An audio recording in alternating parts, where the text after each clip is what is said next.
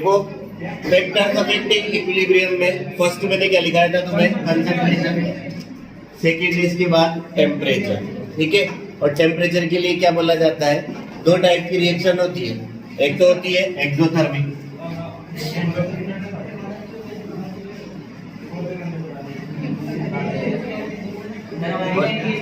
एक होती है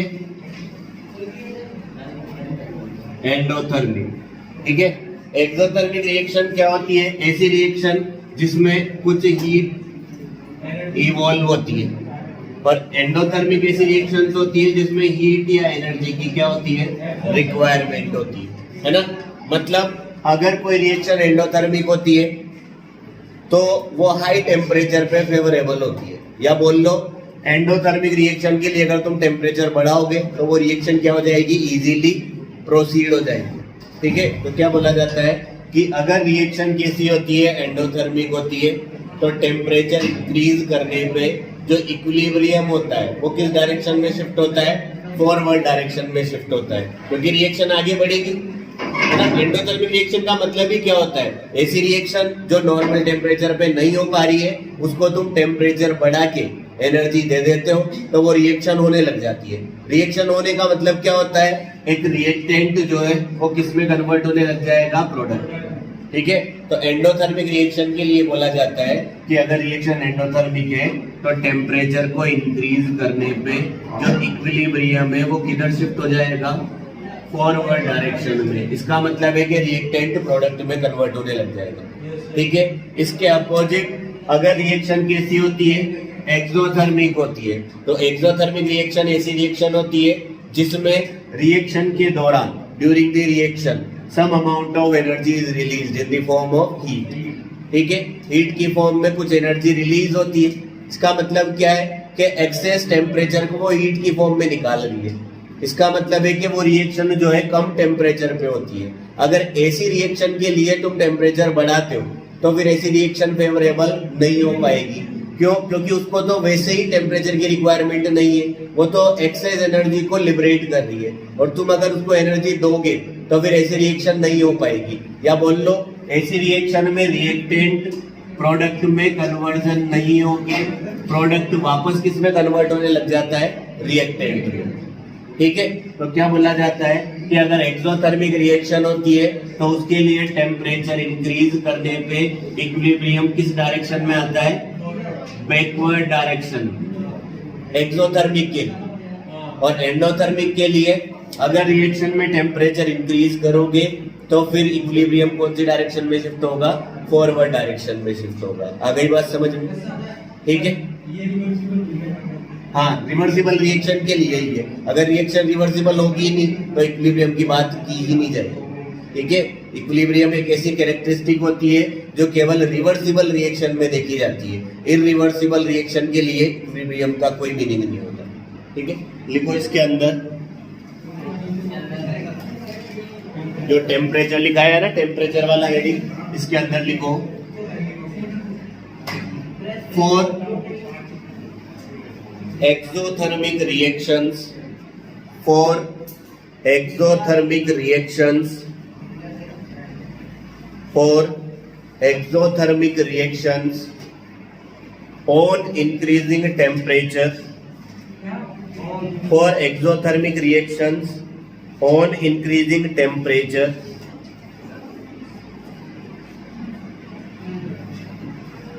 equilibrium shifts in backward direction,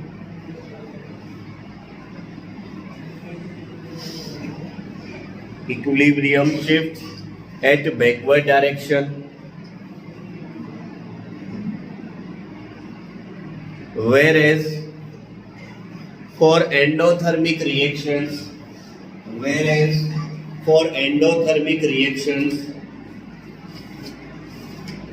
on increasing temperature,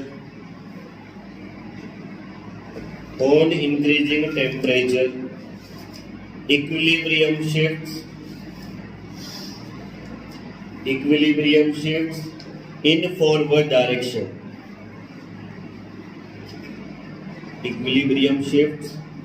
forward direction,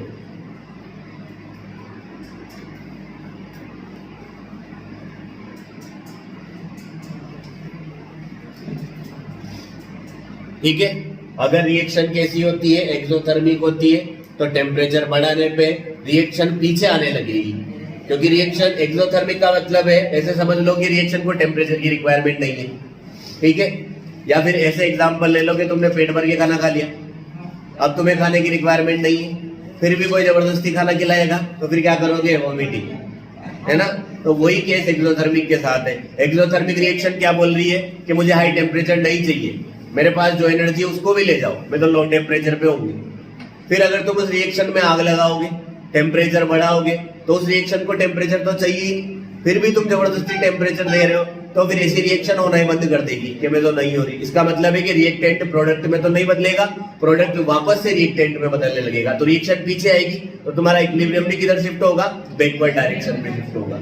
clear. और एंडोथर्मिक के लिए क्या बोला जाता है, वो बोलती है आओ टेम्परेचर खिलाए जाओ, जितना टेम्परेचर खाऊंगी उतना ज्यादा आगे बढ़ूंगी। इसका मतलब है रिएक्टेंट उतना जल्दी जल्दी किस में कन्वर्ट होगा, प्रोडक्ट में। तो ऐसी रिएक्शन के लिए जो एंडोथर्मिक नेचर की होती है, उनके लिए टेम्परेचर बढ़ाओगे तो रिएक्टेंट जल्दी जल्दी प्रोडक्ट में बदलेगा, मतलब रिएक्शन आगे बढ़ेगी, तो इक्विलिब्रियम किधर शिफ्ट होगा, फॉरवर्ड डायरेक्शन। खत्म। नेक्स्ट है इसके बाद में थर्ड, इफेक्ट ऑफ प्रेशर। पहला देखा था हमने इफेक्ट ऑफ कंसंट्रेशन, सेकंड देख लिया इफेक्ट ऑफ टेम्परेचर, अब थर्ड है इफेक्ट ऑफ प्रेशर। ठीक है, इफेक्ट ऑफ प्रेशर में क्या बोला जाता है, अगर मान लो किसी रिएक्शन के लिए तुम प्रेशर बढ़ाते हो, तो सबसे पहली बात तो है कि प्रेशर का इफेक्ट केवल गैसियस रिएक्शंस के लिए ही देखा जाता है ना। इसका मतलब है जब रिएक्शन में गैसियस टर्म्स होगी तो ही इफेक्ट ऑफ प्रेशर को कंसीडर किया जाता है। सॉलिड और लिक्विड के केस में प्रेशर का इफेक्ट नहीं देखा जाता है, क्योंकि प्रेशर लगाने पे सॉलिड और लिक्विड के वॉल्यूम में इतना कोई खास चेंज नहीं होता। आ रही है बात समझ? ठीक है, जबकि प्रेशर में चेंज करने पे गैसेज के वॉल्यूम में चेंज होता है, और बहुत अच्छा खासा चेंज होता है, तुम जानते हो। जैसे आज मान लो ये बोर्ड सॉलिड है, अब मैं पूरी जान लगा लूं, तुम सारे आगे पूरी जान लगा लो, जान लगाने का मतलब प्रेशर लगा लो, ठीक है, तो भी इसके वॉल्यूम में कोई चेंज नहीं होगा, हल्का फुल्का सा पिचक जाएगा बेचारा, है ना। क्योंकि मेरे जैसा पतला इंसान तो नहीं, पर तुम जैसे पहलवान आदमी लगाओगे तो थोड़ा इसको दीवार में घुसा दोगे, पर वॉल्यूम में कोई खास चेंज नहीं हुआ। जबकि अगर तुम इस पूरे रूम की गैस पे प्रेशर लगाओगे तो तुम पूरे रूम की गैस को एक इतने से बॉक्स में भी फिल कर सकते हो। तो प्रेशर लगाने पे गैसेस के वॉल्यूम में चेंज होता है, और बहुत अच्छा खासा चेंज होता है, जबकि सॉलिड लिक्विड में कोई चेंज नहीं होता। इसलिए प्रेशर का इफेक्ट केवल गैसियस रिएक्शंस के लिए देखा जाता है, पहली बात। दूसरी बात क्या बोला जाता है, अगर तुम किसी रिएक्शन में प्रेशर इंक्रीज कर रहे हो तो इक्विलिब्रियम उस डायरेक्शन में शिफ्ट होता है जिस डायरेक्शन में नंबर ऑफ मोल्स क्या होते हैं, कम होते हैं। क्या बोल रहा हूं, अगर तुम किसी रिएक्शन में प्रेशर इंक्रीज कर रहे हो तो इक्विलिब्रियम उस डायरेक्शन में शिफ्ट होगा जिस डायरेक्शन में नंबर ऑफ मोल्स क्या होते हैं, कम होते हैं। आ गई बात समझ में? इस केस के बेसिस पे जो ये प्रेशर का इफेक्ट है, इसको 3 पार्ट में डिवाइड करते हैं। पहला पार्ट जब प्रोडक्ट के मोल ज्यादा होंगे, दूसरा पार्ट जब रिएक्टेंट के मोल ज्यादा होंगे, और तीसरा पार्ट जब दोनों के मोल बराबर होंगे। ठीक है, पहला केस जब तुम देखोगे किसके मोल ज्यादा ले लिए तुमने, सपोज रिएक्टेंट के। जैसे ये एक रिएक्शन है N2 + 3H2, ये किस में कन्वर्ट हो रहा है, 2NH3 में। यहाँ पे ये भी गैस है, तुम जानते हो, बोलो जानते हो, ये भी गैस है और ये भी गैस है। यहाँ पे टोटल नंबर ऑफ मोल्स अगर काउंट करोगे तो इसके मोल 1, इसके मोल्स 3, टोटल कितने मोल्स है, 4। इधर टोटल कितने मोल्स है, 2। तो क्या बोलोगे, moles of reactant is greater than moles of product. आ गई बात समझ में? अब इस रिएक्शन में तुम प्रेशर बढ़ा रहे हो, प्रेशर बढ़ाओगे तो मैंने क्या बोला, प्रेशर इंक्रीज करने पे इक्विलिब्रियम उस डायरेक्शन में शिफ्ट होगा जिधर नंबर ऑफ गैसियस मोल्स क्या होते हैं, कम होते हैं। ठीक है, तो किधर कम है, प्रोडक्ट वाली साइड पे। इसका मतलब रिएक्शन कौन सी डायरेक्शन में बढ़ेगी, फॉरवर्ड डायरेक्शन में। आ गई बात समझ में? प्रेशर बढ़ाने पे रिएक्शन कौन सी डायरेक्शन में बढ़ेगी, फॉरवर्ड डायरेक्शन में। या बोल लो इक्विलिब्रियम कौन सी डायरेक्शन में शिफ्ट होगा, फॉरवर्ड डायरेक्शन में। दूसरा केस देखो, अब हम किसके मोल्स ज्यादा ले लेते हैं? प्रोडक्ट के। एक बार तो रिएक्टेंट के मोल ज्यादा थे, अब प्रोडक्ट के मोल ज्यादा ले लो। ये भी केस, ये भी केस, ये भी केस। अब देखो इधर टोटल नंबर ऑफ मोल्स कितने? 2। इधर टोटल नंबर ऑफ मोल्स कितने? 1। क्या बोलोगे? मोल्स ऑफ रिएक्टेंट कम है मोल्स ऑफ प्रोडक्ट से। Number of moles of product are greater than number of moles of reactant. ठीक है, अब इस रिएक्शन पे वापस क्या करोगे? प्रेशर लगाओगे। तो प्रेशर लगाने पे रिएक्शन किस डायरेक्शन में जाएगी? जिधर नंबर ऑफ मोल्स कम होंगे। ठीक है, नंबर ऑफ मोल्स किसके कम है? रिएक्टेंट के। इसलिए प्रेशर इंक्रीज करने पे रिएक्शन पीछे आएगी, बैकवर्ड डायरेक्शन में। तो क्या बोलोगे? प्रेशर बढ़ाने पे रिएक्शन किधर आएगी? बैकवर्ड डायरेक्शन में आएगी। हाँ, पाछे आएगी। ठीक है, और तीसरा केस क्या है? जब प्रोडक्ट और रिएक्टेंट दोनों के नंबर ऑफ मोल्स क्या होंगे? इक्वल इक्वल, बराबर बराबर। तो फिर कम ज्यादा है ही नहीं, तो ऐसी कंडीशन में प्रेशर का कोई इफेक्ट नहीं होगा। ठीक है, तो मांडो इसमें, ये मत मांडो, मैं लिखाऊंगा वैसे वैसे मांडो। अरे मांडो मांडो मांडो, अरे बोलो मांडो मांडो मांडो। लिखो effect of pressure, effect of pressure is observed, effect of pressure is observed only in gaseous reactions. Effect of pressure observed only in gaseous reactions. For solid and liquid, there is no effect of pressure. There is no effect of pressure.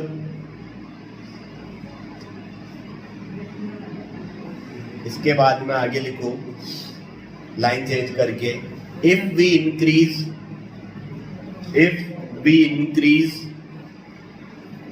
the pressure of a gaseous reaction, if we increase the pressure of a gaseous reaction, then equilibrium shifts,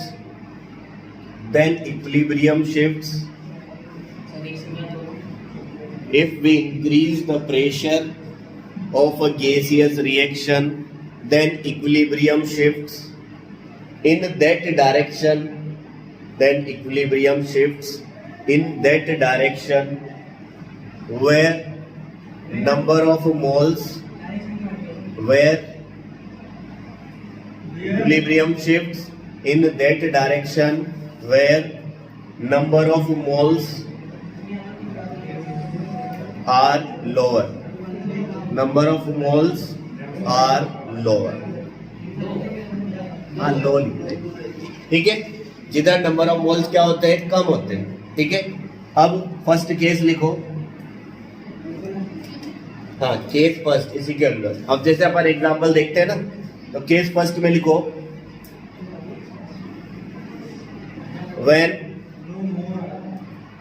when number of moles of reactants, when number of moles of reactants are greater than number of moles of products, when number of moles of reactants are greater than number of moles of products, जब reactant के moles ज्यादा है किससे? Product से। तो क्या हालात होंगे? ऐसे हालात होंगे। ठीक है, ये वाला एग्जांपल मान लो, यहां तक मान लो, फिर मैं लिखाता हूं। हाँ, ऊपर वाला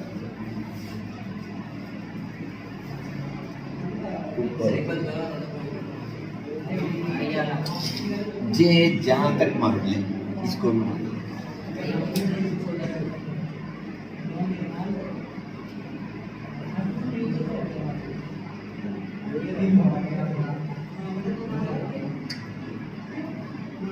अरे भाई आओ, बातें मत करो। ट्यूबलाइटों की तरह लिपचिप करते रहते हो बीच में।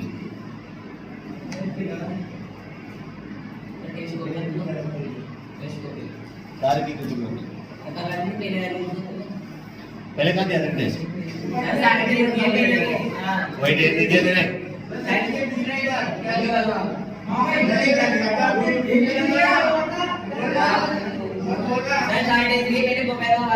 नंबर बढ़िया बढ़िया पीछे वाले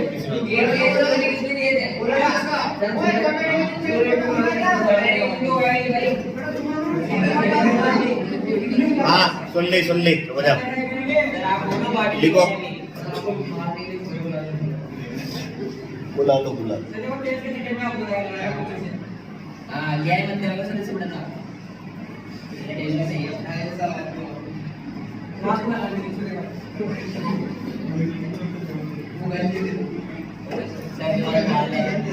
हाँ हो गया ये। इसके नीचे लिखो in this condition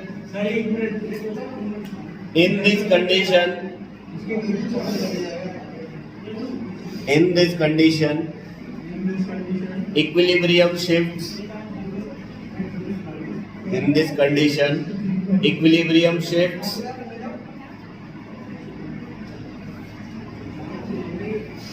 in backward direction, forward direction. Equilibrium shifts in forward direction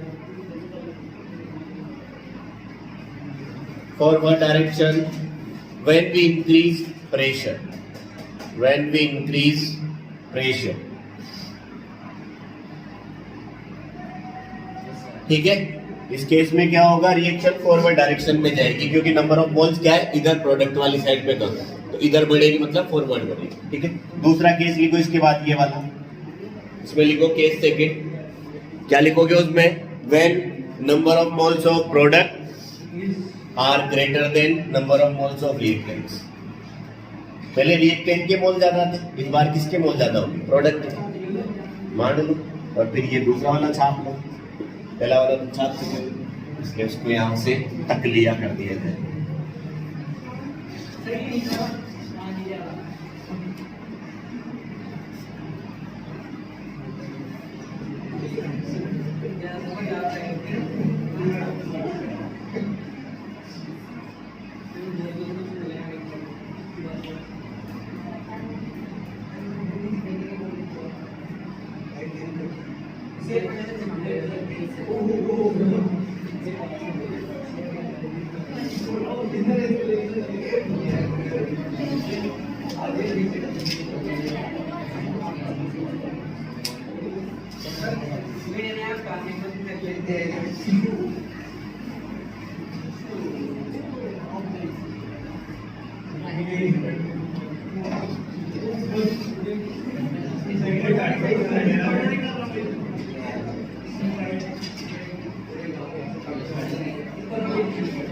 ये वाली नीचे वाली लिख लेना, इसके नीचे लिखोगे तो ये लिख दिया।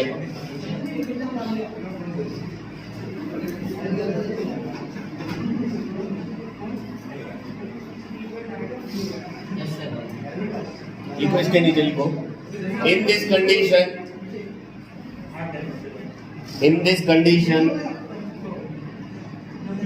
equilibrium shifts in backward direction when pressure is increased. Equilibrium shifts in backward direction when pressure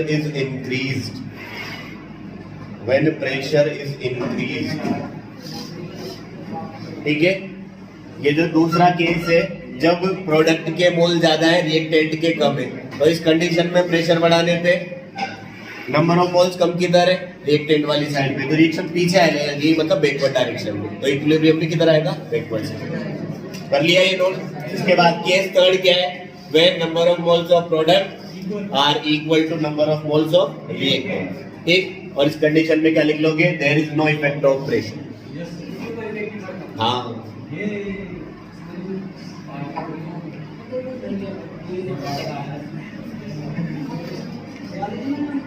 ये भी लिखना है। हाँ बांट लो साहब। मैं नीचे वाले को कम पढ़ा। ना नीचे वाला हो गया ना, ऊपर वाला लिखो। और इसके बाद में एक प्रश्न लिखेंगे, एक सवाल लिखेंगे। क्वेश्चन बना सवाल नहीं आता। ये ऐसे बोल रहा है,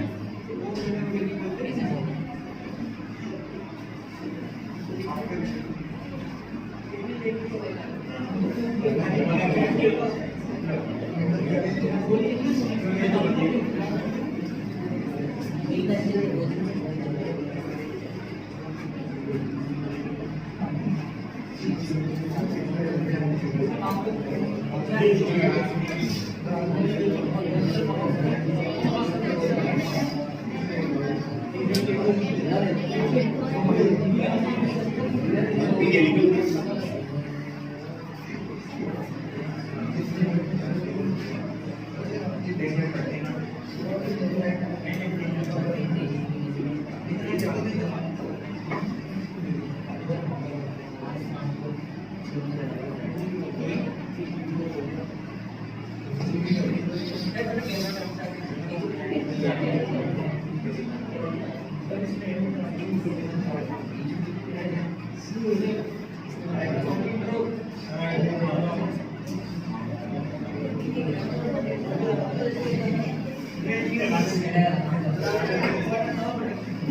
हटेगा ना,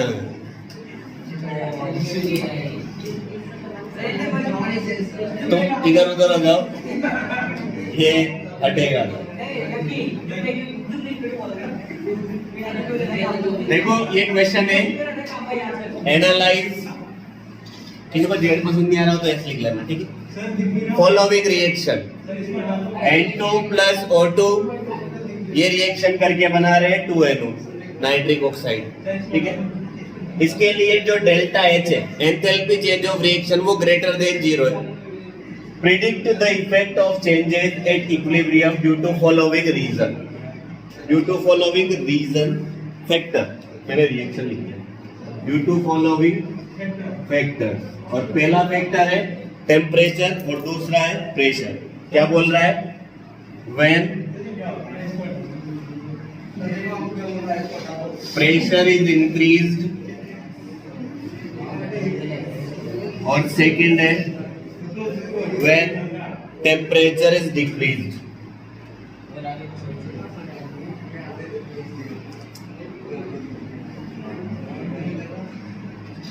हाँ ये क्वेश्चन है, देखो ये जो इफेक्ट,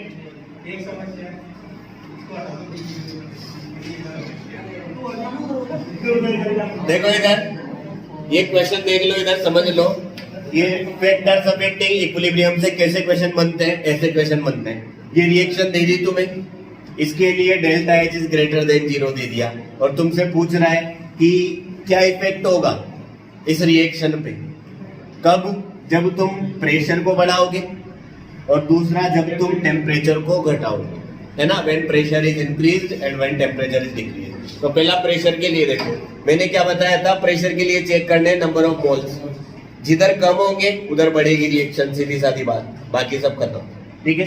देखो एक और एक कितने मोल? 2, इधर कितने मोल? 2।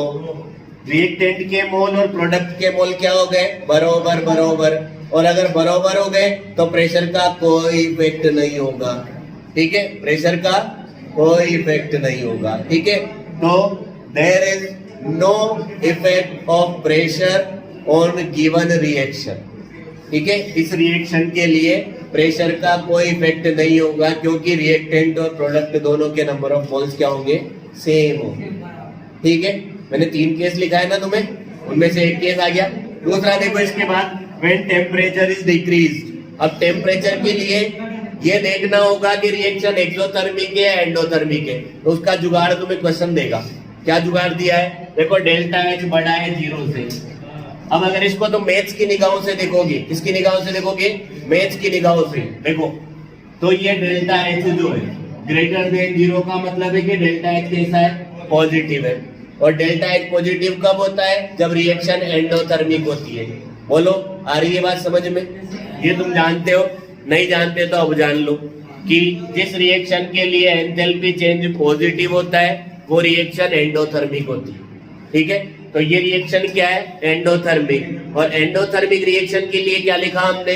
अगर रिएक्शन एंडोथर्मिक है तो टेम्परेचर बढ़ाने पे रिएक्शन आगे बढ़ेगी। कहाँ बढ़ेगी? आगे बढ़ेगी, मतलब फॉरवर्ड डायरेक्शन में। तो यहाँ टेम्परेचर बढ़ा थोड़ी रहे हो तुम, कम कर रहे हो। कम कर रहे हो तो फिर रिएक्शन फॉरवर्ड थोड़ी होगी, फिर क्या होने लग जाएगी? बैकवर्ड डायरेक्शन में। ठीक है, तो टेम्परेचर डिक्रीज करने पे रिएक्शन बैकवर्ड डायरेक्शन में आएगी। इसका मतलब इक्विलिब्रियम भी किधर आएगा? पीछे आएगा। आ गई बात समझ में? तो ये दो आंसर हो गए हमारे। इस तरीके के क्वेश्चन पूछ लिए जाते हैं। तो लिख लो आंसर, ए पॉइंट करके लिखो। पहले इसको मान लो, मान लिया क्वेश्चन, ठीक बोलो।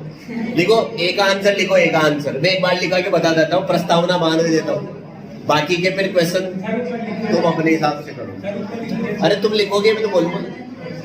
लिखो लिखो, पहला लिखो ए में, since in given reaction, since in given reaction, since in given reaction, ऐसे लिख लो, NP बराबर है NR के। शॉर्ट में number of moles of product is equal to number of moles of reactant. Since in given reaction NP is equal to NR, therefore there is no effect of pressure, therefore there is no effect of pressure on this reaction.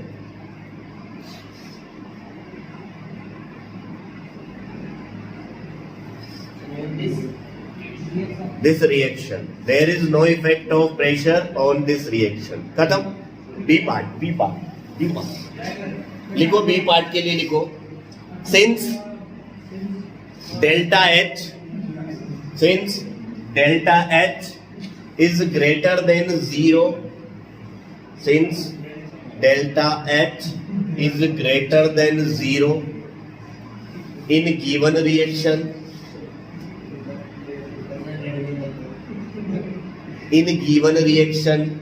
which means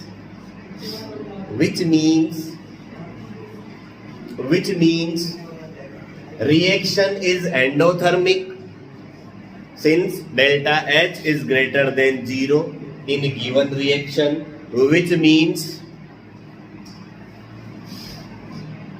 reaction is endothermic. Therefore, if we decrease the temperature of this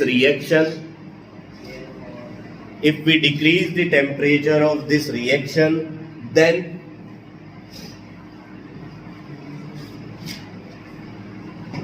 it shifts in backward direction.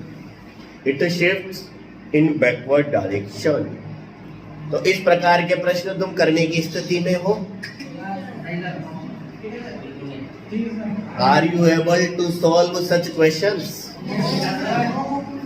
ठीक है, इस type से question बन जाते हैं। अब जैसे एक और क्वेश्चन मैं बनाऊंगा और तुम करोगे। क्या करूंगा? मैं बनाऊंगा और तुम करोगे। लिखो, ये क्वेश्चन है N2 + 3H2, ये बदल रहा है 2NH3 में, 2NH3। ठीक है, और इसके लिए तुम्हें दिया हुआ है डेल्टा H बराबर -20.3 किलो जूल पर मोल। ठीक है, और इस रिएक्शन के लिए क्या करना है? देखो ऐसे लिखोगे यहाँ, फॉर रिएक्शन, ये मान लो। फिर इसके नीचे लिखोगे explain the effect of temperature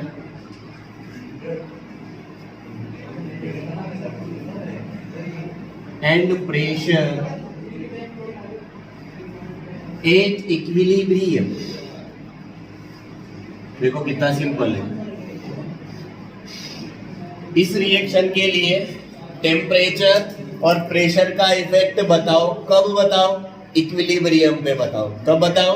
equilibrium पे। तो देखो बहुत सिंपल है भाया, इधर देख, ये इधर कितने मोल्स है टोटल? बोलो 4। ठीक है, अरे मोल्स देखने नहीं आती क्या?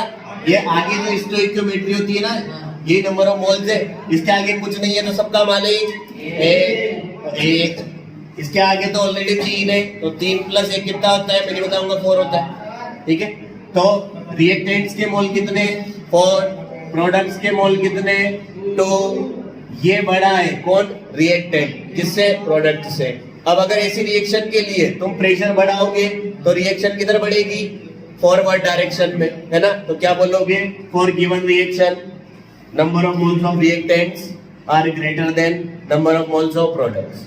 ठीक है, शॉर्ट में लिख दोगे ऐसे, number of reactants greater than number of product. Therefore if we increase the pressure of reaction then reaction is proceed in forward direction. खत्म। दूसरा है टेम्परेचर। टेम्परेचर के लिए देखोगे इनकी पूजा करो, है ना? ये क्या बोल रहे हैं? हम नेगेटिव है। ये क्या बोल रहे हैं? हम नेगेटिव है। नेगेटिव का मतलब हम कैसे हैं? एक्सोथर्मिक रिएक्शन वाले।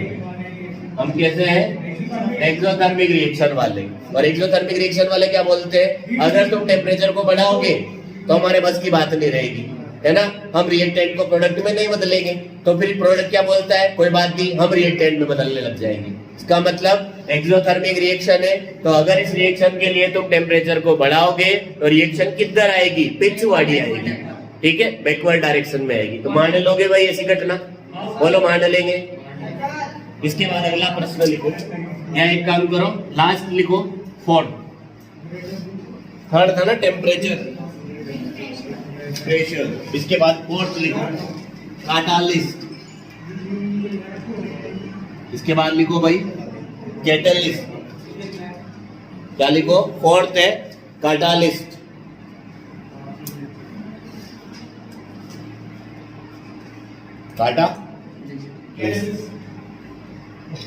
कैटालिस्ट। ठीक है, कैटालिस्ट के लिए क्या बोलते हैं कि कैटलिस्ट का किसी भी रिएक्शन के इक्विलिब्रियम पे कोई इफेक्ट नहीं पड़ता है। ठीक है, कैटलिस्ट जो है वो रिएक्शन के इक्विलिब्रियम पे इफेक्ट नहीं करता है, केवल इक्विलिब्रियम मेंटेन होने के टाइम को रिड्यूस कर देता है। क्यों रिड्यूस कर देता है? पहली बात तो ये बताओ, कैटलिस्ट क्या होता है? कैटलिस्ट होता है जो रिएक्शन के रेट को चेंज कर देता है, पहली बात। ठीक है, तुम बोलते हो जो रिएक्शन की रेट को बढ़ा देता है, अरे घटाने वाले भी आते हैं, उनको भी कैटलिस्ट बोलते हैं। और उनका एक और ब्रांडेड नाम होता है इनहिबिटर। क्या नाम होता है? इनहिबिटर। पर जनरली हम बोल देते हैं कि कैटलिस्ट होते हैं जो रेट ऑफ रिएक्शन को बढ़ाते हैं, पर वो बचपन वाली बात थी जब तुम 10th तक पढ़ते आते थे। अब अगर तुमसे कोई पूछेगा कि कैटलिस्ट क्या होते हैं, व्हाट आर कैटलिस्ट, ठीक है, तो तुम क्या बोलोगे? Which alter the rate of a chemical reaction, जो किसी केमिकल रिएक्शन की रेट को क्या कर देते हैं? चेंज कर देते हैं, बदल देते हैं। ठीक है, अब जनरली हम क्या करते हैं? कैटलिस्ट की फॉर्म में ऐसे सब्सटेंस को यूज करते हैं जो रेट ऑफ रिएक्शन को बढ़ाते हैं। इसलिए फिर वो 10th वाली डेफिनेशन तुम बोल देते हो कि ऐसे एक्सटर्नल स्पीशीज या सब्सटेंसेस जो किसी केमिकल रिएक्शन की रेट को बढ़ा देते हैं। ठीक है, अब देखो इधर, अगर तुम किसी केमिकल रिएक्शन में क्या मिला रहे हो? कैटलिस्ट मिला रहे हो। क्या मिला रहे हो? कैटलिस्ट मिला रहे हो, तो ये रिएक्शन की रेट को बढ़ाएगा। रिएक्शन की रेट बढ़ने का मतलब क्या होता है? रिएक्टेंट जल्दी जल्दी रिएक्शन करेगा और जल्दी जल्दी प्रोडक्ट बनाएगा। जैसे प्रोडक्ट बनने लगेगा, प्रोडक्ट जल्दी जल्दी रिएक्शन करेगा, वापस रिएक्टेंट बनाएगा, तो एक तरीके से रिएक्शन की स्पीड बढ़ गई। तो जहां इक्विलिब्रियम आने में 10 मिनट लग रहे थे, वहां कैटलिस्ट डालने के बाद इक्विलिब्रियम 5 मिनट बाद ही आ जाएगा। तो इक्विलिब्रियम ने कैटलिस्ट पे कोई इफेक्ट नहीं किया, आगे पीछे नहीं किया, बस उसको टाइम कम कर दिया कि जहां 10 मिनट बाद इक्विलिब्रियम मेंटेन हो रहा था, वो 5 मिनट बाद ही मेंटेन हो जाएगा। कब? जब इक्विलिब्रियम में कैटलिस्ट को मिला दोगे। आगे बात समझ में? ठीक है, तो क्या बोला जाता है कि किसी केमिकल रिएक्शन में कैटलिस्ट को मिलाने पे वो इक्विलिब्रियम पे कोई इफेक्ट नहीं पड़ता, वो केवल फॉरवर्ड रिएक्शन की रेट और बैकवर्ड रिएक्शन की रेट दोनों को बढ़ा देता है। इस वजह से इक्विलिब्रियम मेंटेन होने का जो टाइम होता है वो रिड्यूस हो जाता है, मतलब इक्विलिब्रियम जल्दी मेंटेन हो जाता है। आगे बात समझ में? और इसके लिए हम एक ग्राफ भी बना सकते हैं। क्या बना सकते हैं? ग्राफ। क्या बनाओगे? ग्राफ। और ये ग्राफ ऐसा है, कैसा है? ऐसा है। यहाँ लोगे तुम समय, जो कि बहुत बड़ा बलवान होता है ना। और यहाँ लोगे तुम रेट, क्या लोगे? रेट मतलब चूहा नहीं, स्पीड, ठीक है। अब देखो टाइम के साथ फॉरवर्ड रिएक्शन की स्पीड क्या होती है? कम होती है, बोलो होती है। टाइम के साथ बैकवर्ड रिएक्शन की स्पीड क्या होती है? बढ़ती है, बोलो बढ़ती है, नहीं बढ़ती? गूगलो।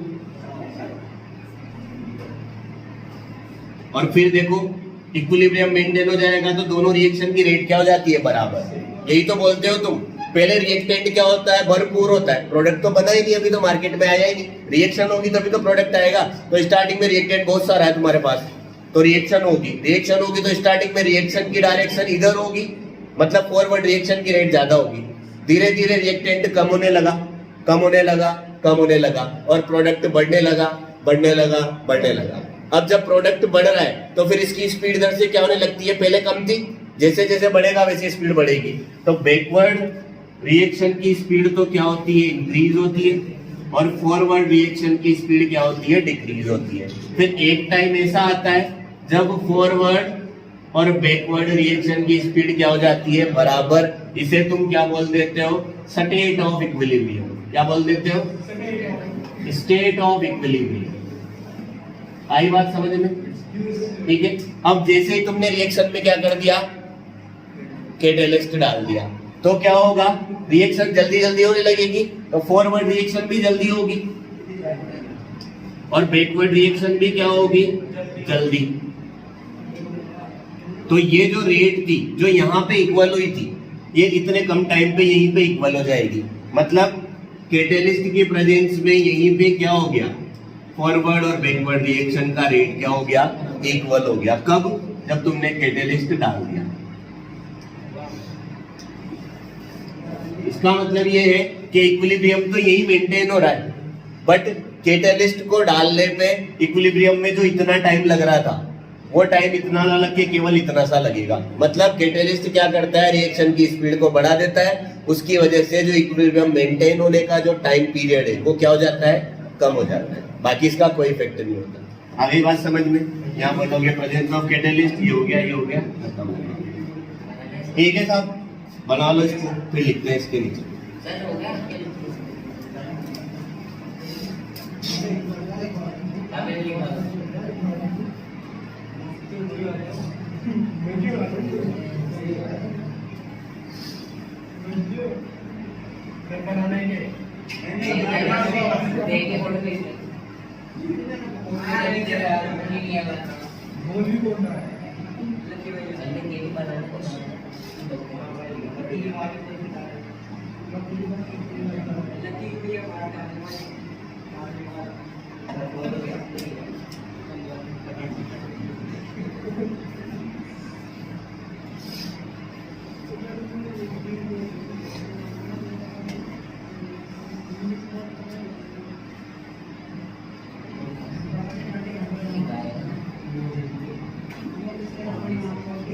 चला